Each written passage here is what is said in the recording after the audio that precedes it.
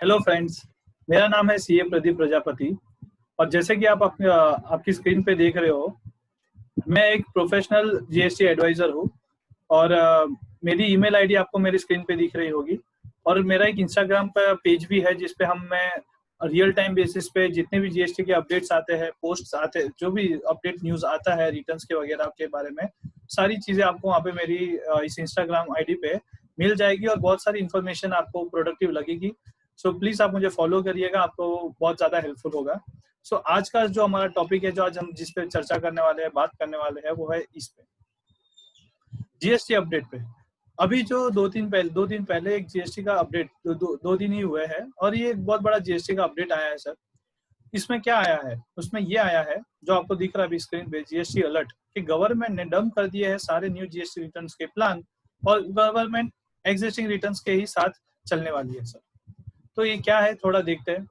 Actually ये जो information है, ये इन्फॉर्मेशन अभी तक गवर्नमेंट ने पब्लिकली अनाउंस नहीं करी है, बट एटलीस्ट ये तो पता चला है कि ये जो योगेंद्र गर्ग जी है, जो प्रिंसिपल कमिश्नर है, इन्होंने भी एक एसोचैम में एक वेबिनार हुआ था एसोचैम के द्वारा। उसमें उन्होंने कुछ थोड़ी सी गवर्नमेंट के प्लानिंग के बारे में कुछ हिंट दी है। और वो कुछ इस तरीके से है कि सबसे पहले उन्होंने ये हिंट दी कि जो ई इनवॉइसिंग का जो टर्नओवर लिमिट होता है, जो B2B सप्लाईज के लिए अक्टूबर 2020 से जो होने वाला था, वो ये था कि टर्नओवर लिमिट जो थी, जो जिनका टर्नओवर 100 करोड़ या उससे ज्यादा है, उनको ई इनवॉइसिंग अप्लीकेबल होने वाला था। तो ये जो वेबिनार के द्वारा उन्होंने ये चीज क्लियर करने की कोशिश की है कि ये जो टर्नओवर लिमिट है, वो गवर्नमेंट 100 करोड़ से 500 करोड़ करने वाली है। तो ये जो 500 करोड़ जो गवर्नमेंट करने वाली है, बहुत बड़ा वेलकम मूव होगा गवर्नमेंट के द्वारा। बिकॉज अभी के जो सिचुएशन में ये सबसे ज्यादा रिक्वायर्ड था, बिकॉज पहले ही गवर्नमेंट हम ज्यादा शेक्ड है, हमें नहीं पता कि क्या करना है। और इस सिचुएशन में अगर और ई इनवॉइसिंग का कॉन्सेप्ट आ जाएगा तो सिस्टम इंडस्ट्री रेडी नहीं हो पाएगी। सेकेंड पॉइंट जो मुझे यहाँ पे आपको बोलना है वो ये है कि गवर्नमेंट ने कुछ ऐसे 8 पॉइंट्स लाए हैं जो बहुत आने वाले जीएसटी इंडस्ट्री में अपने क्या बोलते हैं, रिटर्न सिस्टम में बहुत ज्यादा चेंजेस होने वाले हैं और ये इसका इम्पैक्ट बहुत बड़ा मेजरली पड़ने वाला है सर। जीएसटी इंडस्ट्री में बहुत ज्यादा मेजर इम्पैक्ट इसका पड़ने वाला है। मैं आपको एक बार रिक्वेस्ट करूंगा कि आप प्लीज मेरा वीडियो अंत तक देखिएगा, इसमें बीच में मत छोड़ दीजिएगा, बिकॉज आने वाले 8 पॉइंट्स बहुत ज्यादा इंपॉर्टेंट है, उसी में आपको बहुत सारी चीजें सीखने मिलेगी। सबसे पहले हम बात करते हैं जो पुराने रिटर्न्स थे, जो अभी तक चल रहे हैं, जो एग्जिस्टिंग रिटर्न्स है, उसमें ऐसी क्या खास बात थी, और जो नए रिटर्न आने वाले हैं उसमें ऐसी क्या खास बात थी। तो जो नए रिटर्न थे उनमें एनेक्जर 1, एनेक्जर 2 के कुछ फॉर्म थे, जिसमें हमें इनवर्ट सप्लाई एक जो जीएसटी RET 01 करके फॉर्म था, उसमें हम पूरा कंसोलिडेटेड डिटेल देने वाले थे। उसका एक लिंक होता था एनेक्जर 1, एनेक्जर 2 से। वो बहुत सारी चीजें बहुत ही अपडेट और बहुत ही रियल टाइम बेसिस पे होने वाली थी। ऑटो पॉपुलेशन सिस्टम था उसमें सर। वो सिस्टम को गवर्नमेंट ने अभी के लिए फिलहाल वेव कर दिया है, पोस्टपोन कर दिया है, स्टे कर दिया है। गवर्नमेंट ने ये जो अभी से जैसे एग्जिस्टिंग सिस्टम में गवर्नमेंट क्या कर रही है, जितने भी हमारे अभी का जो रिटर्न का जो सिस्टम चल रहा है GSTR 1 का, उसी के अंदर नया चेंज ला रही है। ये देखना बहुत ज्यादा अच्छा होगा कि गवर्नमेंट ट्रांजिशन फेज में अपने एग्जिस्टिंग सिस्टम को ही एक अलग सा रूप देने वाली है। आप यहाँ पे मेरा ये पॉइंट देखिएगा, उसमें ऐसा मैंने लिखा है कि the government turned it's attention towards an advanced version of existing return, जो कि अक्टूबर 20 से जनवरी 2021 तक वो ट्रांसपेरेंट ट्रांजिशन फॉर्म में वो गवर्नमेंट का बदलाव देखा जाएगा। उसके बाद मैंने यहाँ पे लिखा है कि क्या आपको वो जानना चाहते हो कि वो कौन से ऐसे 8 मेजर पॉइंट्स है जो गवर्नमेंट आने वाले टाइम में चेंजेस लाएगी। आप देखना चाहते हो तो चलिए देखते हैं।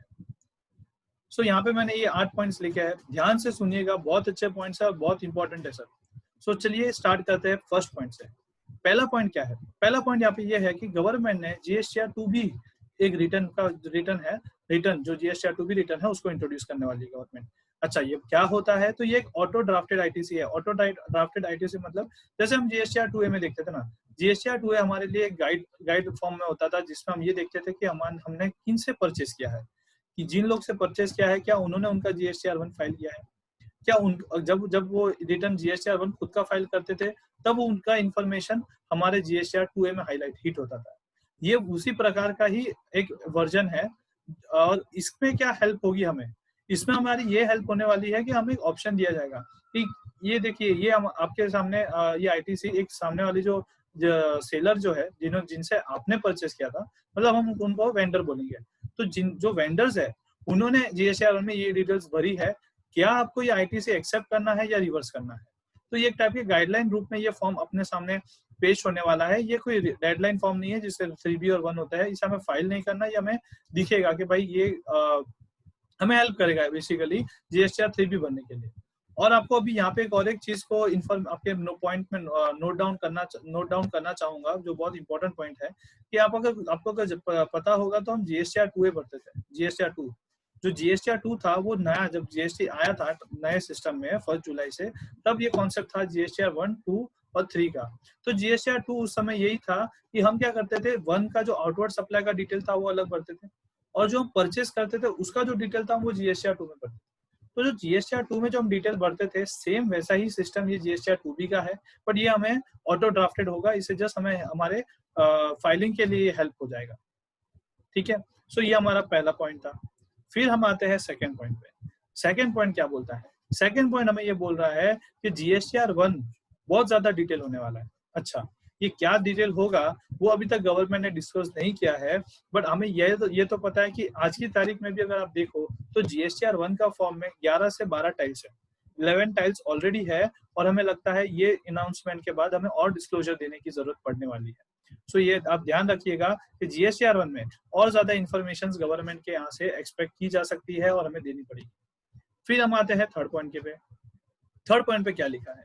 थर्ड पॉइंट बहुत अच्छा पॉइंट है, रियली में वेरी अप्रिशिएबल पॉइंट है। इसमें ये लिखा है कि जो हमारा जीएसटीआर 3B है वो ऑटो पॉपुलेट हो जाएगा। अच्छा, ये ऑटो पॉपुलेट क्या होता है वो मैं आपको समझाता हूँ। देखिए, जैसे कि फॉर एग्जाम्पल आपने आपका जीएसटीआर 1 भरा, तो आपने कुछ डिटेल्स डाली होगी, आपने सेल्स की डिटेल डाली, आपने आपके रेट वाइज डिटेल डाल दी, आपने एचएसएन वाइज डिटेल डाली, आपने कितना B2C में कितना आता है, B2B में क्या आता है, मतलब ये अभी सारे टेक्निकल टर्म्स है, पर जो रिटर्न फाइल्स करता है उनको ये सारी चीजों का अनुभव होगा कि क्या मैं बोल रहा हूँ। तो ये जो जीएसटीआर 1 में जो इन्फॉर्मेशन थी, वो सारी इन्फॉर्मेशन आपने जो इन्फॉर्मेशन डाली आपने फाइल कर दिया, वो सारी इन्फॉर्मेशन आपके जीएसटीआर 3B जब आप भरने जाओगे तो सारी इन्फॉर्मेशन आपको वहाँ पे जीएसटीआर 3B में उस रिस्पेक्टिव कॉलम में दिखने लगेगी। उसमें उसके बाद आपके ऊपर वो छोड़ा जाएगा कि आपको वो चेंज करना है कि नहीं। फॉर एग्जांपल जीएसटीआर में आपने सेल्स 100 रुपया डाला, तो जीएसटीआर 3B में वो ऑटो पॉपुलेट होके 100 रुपया बाय डिफॉल्ट आपको दिखेगा। फिर आपको उसको 80 करना है या 20 करना है या 60 करना है, वो आपके ऊपर है सर। सो ये बहुत अच्छा इनिशिएटिव है गवर्नमेंट का, बिकॉज उसका बहुत बड़ा रीजन है।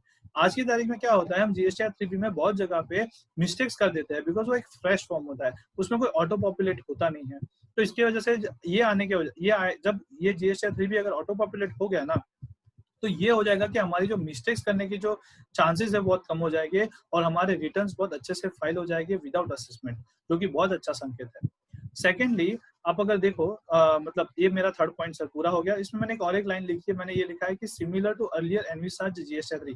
जीएसटीआर 3 पहले ऑटो पॉपुलेटेड था सर, ये जीएसटीआर 3B जीएसटीआर 3 था, उस समय ये सारी चीजें ऑटो पॉपुलेट थी, तो बहुत सारे करेक्शंस कम होते थे। फिर जीएसटीआर 3B टेम्पररी बेस पे आया था, और इसके अंदर ये ऑटो पॉपुलेटेड वाली चीज नहीं थी, इसलिए बहुत ज्यादा करेक्शंस होते हैं। आज बहुत ज्यादा असेसमेंट के नोटिस भी हमें आते हैं जस्ट बिकॉज एक क्लैरिकल एरर्स होती है।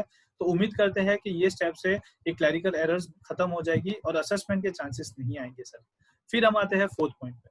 तो जो फोर्थ पॉइंट आप देख रहे हो उसमें मैंने ये लिखा है कि GSTR 2A to popular return filing status of वो जीएसटीआर 1 3B। इसका मतलब ये मैं बोल रहा हूँ यहाँ पे आपको फोर्थ पॉइंट पे कि जीएसटीआर 2A में हमें क्या दिखता है सर, हमें ये दिखता है कि जो भी हमारे वेंडर्स है उन्होंने जीएसटीआर 1 भरा होगा तो हमें दिखेगा। मतलब जीएसटीआर 2A हमारे वेंडर्स के जीएसटीआर 1 से लिंक था, जीएसटीआर 3B से लिंक नहीं था। अभी के अगर ये गवर्नमेंट ने स्टेप ले लिया तो हमारा जीएसटीआर 2A जो है वो 1 और 3B तीनों से लिंक हो जाएगा, दोनों से लिंक हो जाएगा, जो कि बहुत अच्छी पॉइंट है। मतलब गवर्नमेंट कोई भी ऑप्शन छोड़ नहीं रही है, अभी गवर्नमेंट हर एक जगह से रिकंसाइल करने वाली है, तो बहुत ही स्ट्रिक्ट एक्शन लग रही है यहाँ की गवर्नमेंट के साथ। फिर हम आते हैं फिफ्थ पॉइंट पे। फिफ्थ पॉइंट पे गवर्नमेंट ने ये भी यहाँ पे भी बहुत अच्छा उन्होंने लिंकिंग फैक्टर लेने वाली है, जो कि है जीएसटीआर 1 2A और 3B। मतलब आपने अगर कोई भी इंफॉर्मेशन परचेस की इंफॉर्मेशन मान लो कि मतलब अगर 1 में मैंने कोई आउटवर्ड सप्लाई की डिटेल डाल दी, अब गवर्नमेंट क्या कर रही है 1 और 3B को तो लिंक करती थी पहले।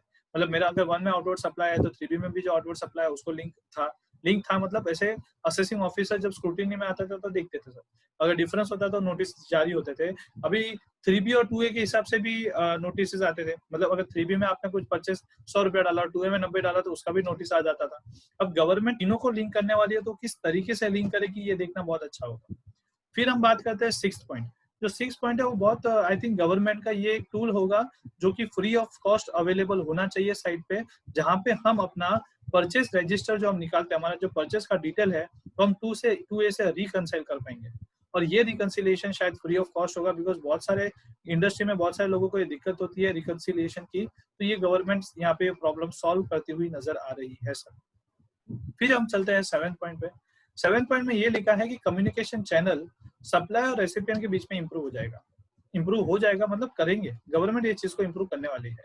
अब ये गवर्नमेंट कैसे इंप्रूव करेगी वो देखेंगे। पता है ये पॉइंट क्यों आया? ये इसलिए आया बिकॉज ऊपर जो आप 6th पॉइंट देखोगे, 5th पॉइंट देखोगे, जहाँ पे लिंकिंग का पॉइंट आ रहा है, ऑटो पॉपुलेटेड का पॉइंट आ रहा है, मतलब गवर्नमेंट हर एक तीसरे जगह से लिंक करते जा रही है।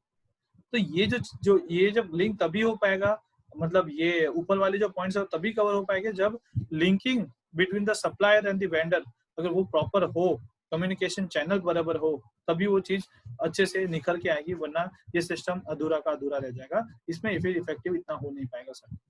फिर आप देखोगे 8वां पॉइंट। 8वां पॉइंट आपको क्या दिख रहा है? 8वां पॉइंट आपको ये दिख रहा है कि improved comparison table for tax liabilities and ITC.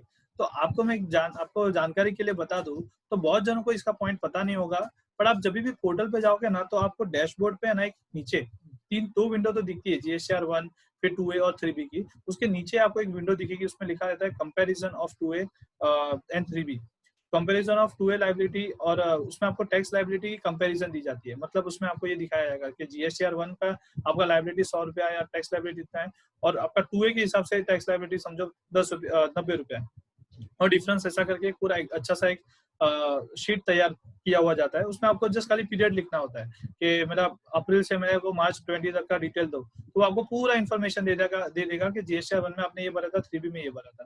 तो ये आपके टैक्स लाइबिलिटी के जैसा उसी तरीके से आईटीसी का भी होता है, 3B और 2A के बीच में ये इन्फॉर्मेशन से लिंक होती है, और उस हिसाब से ये अवेलेबल रजिस्टर्स आपको वहां से मिल जाते थे।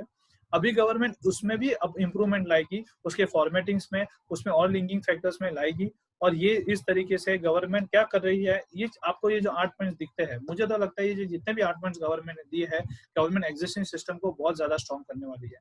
हाँ, ये मैं मानता हूँ कि 8 पॉइंट्स डायरेक्टली एप्लीकेबल नहीं होंगे, इसलिए यहाँ पे आप देखोगे तो यहाँ पे मैंने लिखा है कि ये फेज मैनर में होगा। ये अक्टूबर 20 से लेके जनवरी 20 2021, यहाँ पे मेरा कर्सर देखिए, अक्टूबर 20 से जनवरी 2021 में फेज मैनर में ये इम्प्लीमेंटेशन होता हुआ नजर आएगा सर। सो ये बहुत इंपॉर्टेंट चीज थी जो हमने यहाँ पे पढ़ी। सो थैंक यू अंत तक बने रहने के लिए। उम्मीद करता हूँ आपको ये 8 पॉइंट बहुत अच्छे से समझ में आए होंगे, और अगर आपको कोई भी डाउट है आप बेझिझक मुझे कमेंट करिए, मैं आपको उसका आंसर दे दूंगा। आपको मैं एक बात जानकारी के लिए बात बता दूं, क्योंकि आप अंत तक हमारे साथ थे, तो मैं जीएसटी के फ्री सेशंस लेता हूं, और उसकी सारी इन्फॉर्मेशन आपको इंस्टा की आईडी पे भी मिल जाएगी। और ये जो कॉन्टैक्ट नंबर है मेरे यहाँ पे जो आपको दिख रहे हैं 7083714973, ये नंबर पे आपको सारी मेरी जीएसटी के मेरे बहुत सारे फ्री सेशंस होते हैं, हम फ्री सेशंस कंडक्ट करते हैं। आपको कोई भी क्वेरीज है, आपको कुछ भी डाउट सॉल्विंग है, तो आप डाउट्स भी यहाँ पे मेरे को व्हाट्सअप कर सकते हैं ये नंबर पे। सो ये आपके लिए एक मतलब मैं बोल सकता हूँ कि आप एक मेरी तरफ से आपके लिए एक हेल्प है, जितनी हो सके कि हम करते हैं। और ये जीएसटी का फ्री सेशन ये बहुत अच्छा इनिशिएटिव हम लोग ने यही लॉकडाउन में लिया है, जो करते हैं कि हम लोग ज्यादा से ज्यादा जुड़े और लोगों को इन्फॉर्मेशन मिले। सो प्लीज आप भी आइए, आपको भी बहुत अच्छा लगेगा। थैंक यू फॉर वीडियो के अंत तक बने रहने के लिए। उम्मीद करता हूँ आपको ये वीडियो पसंद आया होगा।